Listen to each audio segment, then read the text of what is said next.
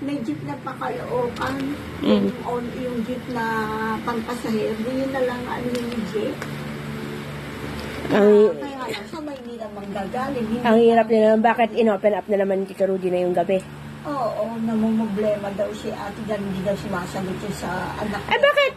Sa kontak ni Kuya Rino at ng mga bagets, walang makakuhang sasakyan. Ako kaya ko sila ikuha ng sasakyan. Grupo naman. Oh. Oh, di ba? Kung aatin yung may dalawang sasakyan si Rino. Kasya na eh. Hindi, ang gagawin yata ni Kuya, si Kuya ng panganay lang yata niya magdadrive. Isang sasakyan sila eh. Ayun ang gagawin. Alam mo naman yun, hindi naman magdadala. Kasi, kanya-kanya kayong ano. Kung wala, bahala kayo sa buhay nyo. Kung walang sasakyan at hindi wag na kayong tumuloy. Kung ganyan.